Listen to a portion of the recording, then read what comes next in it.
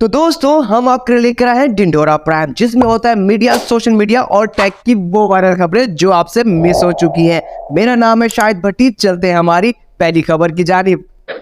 तो दोस्तों जवाब उसी पे आता है जिसे अरूज मिला हो। बिल्कुल उसी तरह अभी हालत है गूगल की भी। गूगल ने भी एक मेल के ऊपर अपने 12,000 एम्प्लॉयज को फायर कर दिया है, क्योंकि गूगल की इस वक्त हालत बिल्कुल उसी जवाल पे जा रही है जो कि इस वक्त दुनिया की इकोनॉमिक्स देख रही है। ये खाली दुनिया की इकोनॉमिक्स के ऊपर नहीं जा रहा, गूगल को इस वक्त खतरा है चैट जीपीटी से, एआई टेक्नोलॉजी से। गूगल को लगता है कि वो इस रेस में इस वक्त सबसे पीछे रह चुका है। क्या गूगल की रिप्लेसमेंट चैट जीपीटी हो सकती है?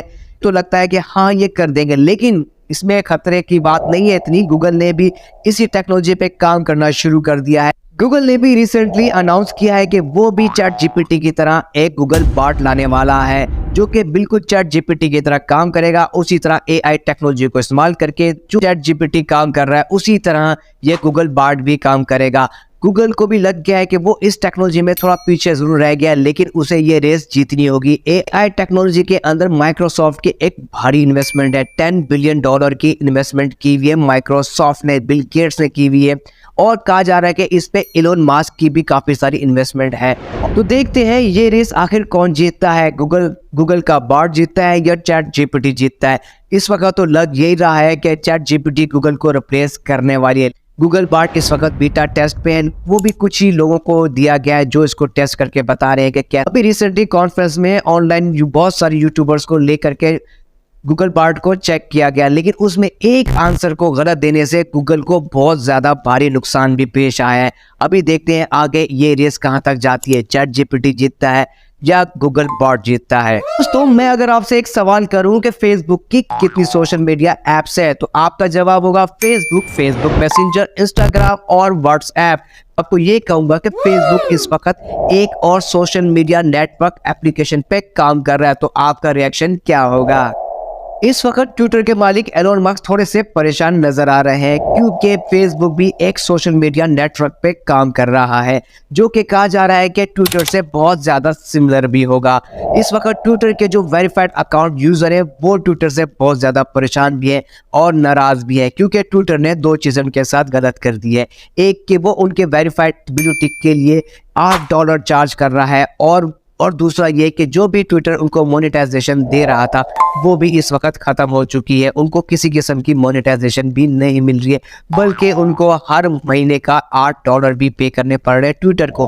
तो फेसबुक को भी लग रहा है कि इसमें एक बहुत बड़ा गैप बन गया है, तो उसी गैप को फिल करने के लिए वो भी अपनी एक social media network application launch करने वाले हैं, जो कि ट्विटर से बहुत ज़्यादा सिमिलर होगी। जिस तरह ट्विटर पे न्यूज़ को वायरल किया जाता है, आप ट्रेंड किया जाता है, आप अपनी कोई भी ज़ाती राय, अपनी पर्सनल राय ट्विटर पे रखते हैं, दुनिया उसको अप्रिशिएट रीट्वीट करती है। इसी तरह आप इस फेसबुक मेटा की एप्लीकेशन पे जाकर भी ट्रेंड भी कर सकते हो, अपनी राय को भी रख सकते हो, और वो भी दुनिया में ट्रेंड नंबर 1 होगा। जो इस वक्त करंट ट्विटर की जो पॉलिसी है, इसमें हो सकता है कुछ चेंज फ्यूचर में दिखने वाले हैं, क्योंकि अब ट्विटर के लिए भी एक कॉम्पिटिटर आ चुका है। फेसबुक बिल्कुल इसके सामने खड़ा हो चुका है। अब ट्विटर की जो भी पावर है वो अब शेयर होने वाली है। ये पुकारे ओ भाई यार, एडिटर बताते भी नहीं, वीडियो रिकॉर्ड हो रही है, इसको एडिट कर देना। थैंक यू आदि। आजकल इंटरनेट पे वायरल होना कोई बड़ी बात नहीं है, बस आप किसी शादी या तकरीब में जाए, वहां पे डांस करें और कोई ना कोई आपकी वीडियो बना के इंटरनेट पे डाल ही देगा, बस आप हो गए वायरल और मशहूर भी। इसी तरह आजकल एक शादी की डांस वीडियो फिर से वायरल हुई है। एक मिनट भाई, ये उसी मेरा ये दिल पुकारे उस लड़के की नहीं है, बल्कि एक 55 से 60 साल ओल्ड अंकल की है। बिल्कुल आप देख सकते हैं कि ये अंकल एक शादी की तकरीब में बिल्कुल मस्त होकर डांस कर रहे हैं। ऐसा लग रहा है कि इनको किसी की परवाह नहीं है। इस वक्त इंटरनेट पे बहुत ज़्यादा वायरल हुई है ये डांस मूव अंकल के, और लोग इसको बहुत ज़्यादा अप्रिशिएट भी कर रहे हैं। लेकिन वो लोग कहाँ रह गए जिन्होंने ट्रोलिंग की पूरी जिम्मेदारी अपने कंधे पे उठी है? बल्कि वो लोग तो सुबह उठते ही एक चीज ढूंढते होंगे कि भाई अब किसको करना है ट्रोल, किसको गालियां देनी है, तो वो लोग भी आ गए। अंकल के डांस मूव के ऊपर मिक्स रिव्यू आ रहे हैं। कुछ लोग इनको बहुत ज्यादा अप्रिशिएट भी कर रहे हैं, लेकिन बहुत ज्यादा ट्रोल भी कर रहे हैं, और ऐसे भी कमेंट आ रहे हैं कि जो कि आप और मैं पढ़ के भी हमें शर्म आ। लेकिन ऐसे भी लोग हैं उनको इस उम्र में इस तरह का डांस करते हुए अप्रिशिएट भी कर रहे हैं। आपको ये वीडियो कैसी लगी हमें जरूर बताइएगा कमेंट बॉक्स में कि ये अंकल कैसा डांस कर रहे हैं और इनके ये मूव्स आपको कैसे लग रहे हैं।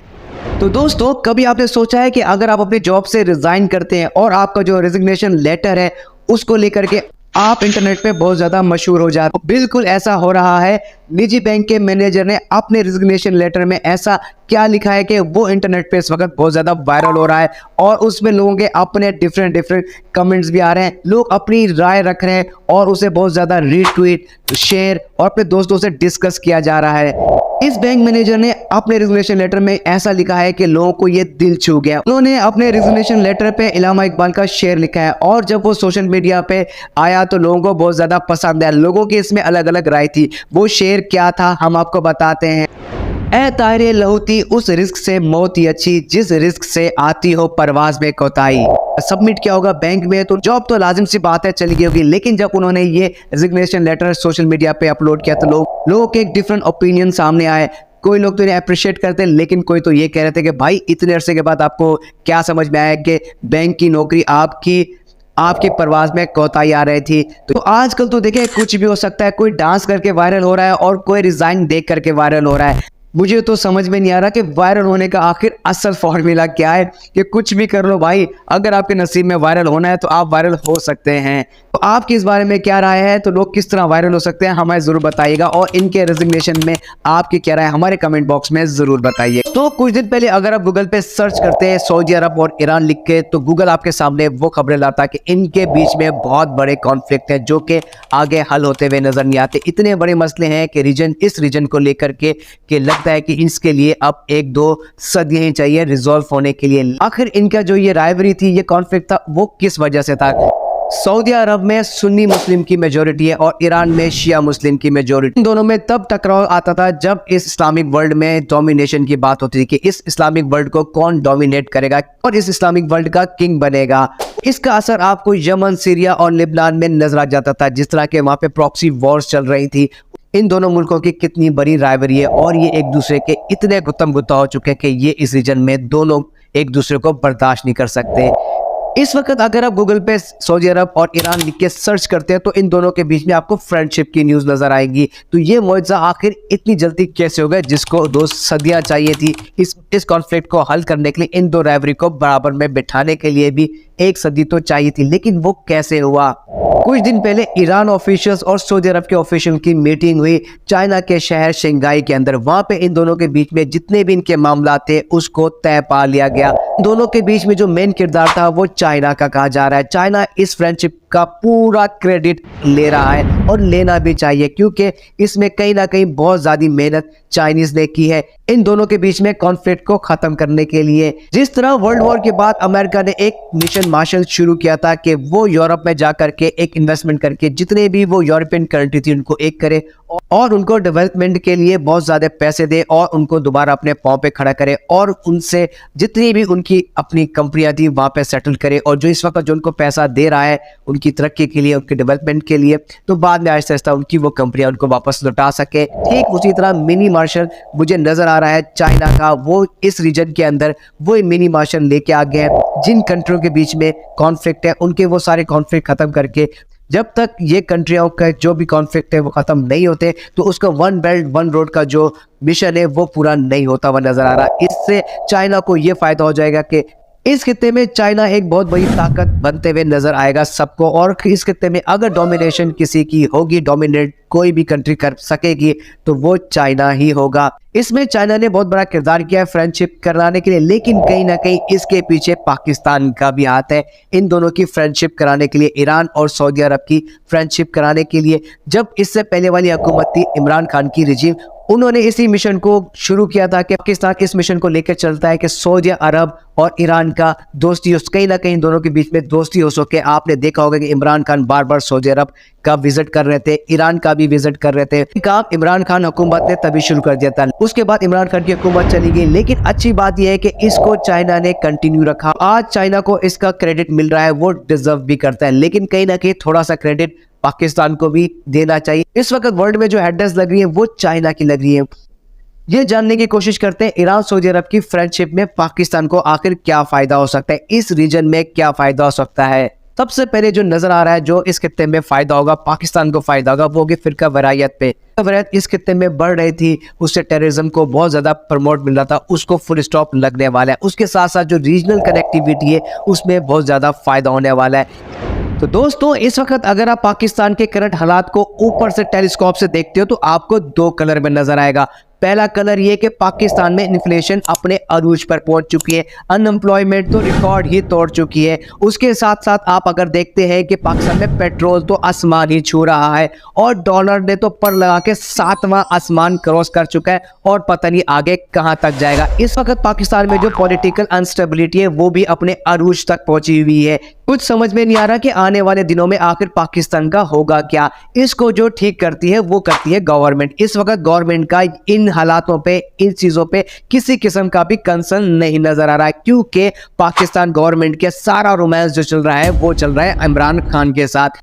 आप इस वक्त पाकिस्तानी न्यूज चैनल पर सिर्फ एक ही खबर देख रहे होंगे कि गवर्नमेंट अपनी बारात लेकर के इस वक्त जमान पार जा रही है इमरान खान की डोली उठाने के लिए। लेकिन मजे की बात यह कि इमरान खान के तो नखरे खत्म नहीं हो रहे, वो उनको इस चीज की इजाजत ही नहीं दे रहा। उनके एक अपना ही लेवल चल रहा है। लेकिन ये जो हालात जो चल रहे हैं उसको आखिर ठीक करने कौन आएगा? मुझे तो लगता है कि शायद हमें इसके लिए एलियंस ही पाकिस्तान में बुलाने पड़ेंगे, जो आकर के ये सारे मामलात को हल कर दे और हमारी जिंदगी को कुछ आसान करे। क्योंकि जिनको हमने वोट देकर के चुना है, पार्लियामेंट में भेजा है, उनका तो ये कंसर्न लग ही नहीं रहा, यूं कह कि उनको इस चीज की फिक्र ही नहीं लग रही। और उस तरफ अगर आप देखें तो IMF के अपने ही शशके चल रहे हैं, वो भी इस गवर्नमेंट को इसलिए लिफ्ट नहीं करा रहा कि उनकी इस पे तवज्जो ही नजर नहीं आ रही। अगर आप एक पाकिस्तानी है तो आपको सेम ये चीज लग रही होगी जो मैं आपको बता रहा हूँ। पता नहीं चल रहा कि अब आने वाले हालातों में पाकिस्तान का आखिर होगा क्या। इस वक्त जो गवर्नमेंट का जो रोमांस चल रहा है इमरान खान के साथ, आखिर उसका अंजाम क्या होगा? डोली उठेगी कि नहीं उठेगी? लेकिन पाकिस्तान का तो काम पूरा होने वाला है। इस स्कोप से दूसरा कलर आपको ये नजर आ रहा है कि पाकिस्तान में इस वक्त एक किस्म का मेला सजा हुआ है। रिसेंटली लाहौर में एक कैफे खुला था जहां पे लोगों ने लाइनें लगा करके एक कॉफी पीने के लिए खड़े हो गए थे।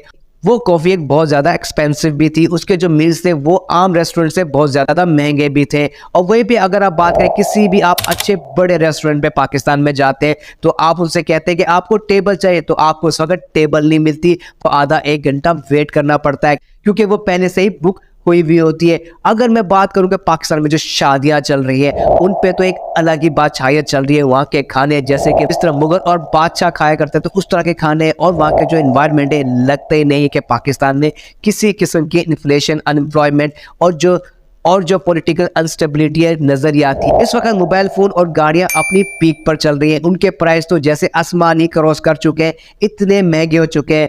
उसको लेने वालों की जो तादाद है वो कम नहीं हो रही बल्कि उसकी बढ़ रही है। हालांकि इतने महंगे हो चुके हैं फिर भी बिक रहे। आईफोन पाकिस्तान में इस वक्त 5 से 6 लाख रुपए क्रॉस कर चुका है, लेकिन उसकी जो सेल है उसमें किसी किस्म की भी कमी नहीं आ रही। और गाड़ियां तो अपनी लाइफस्टाइल मेंटेन करने के लिए लोग एक से एक गाड़ियां भी ले रहे हैं। इस वक्त पाकिस्तान में एवरेज गाड़ी की प्राइस चल रही है 25 से 30 लाख रुपए। लेकिन अगर आप वो गाड़ी भी लेने जाते हैं तो आपको वो कहेगा कि इस वक्त उनके पास अवेलेबल नहीं है, कुछ दिनों के बाद ही डिलीवर करेंगे। तो ये आपको दो कलर पाकिस्तान में नजर आएंगे, एक तरफ इन्फ्लेशन एंड अनएम्प्लॉयमेंट और महंगाई अपने रिकॉर्ड पर तोड़ रही है, और दूसरी तरफ लग्जरी आइटम्स, क्रिकेट का मेला, शादियां और पता नहीं क्या क्या चल रहे हैं। इवन के इतनी महंगी कॉफी भी लोग अफोर्ड कर रहे हैं, वो भी लाइन लगा करके। तो ये पाकिस्तान में दो कलर चल रहे हैं। अगर आप टेलीस्कोप से देखते हैं तो समझ में नहीं आ रहा कि आखिर इनको बैलेंस कैसे किया जाएगा।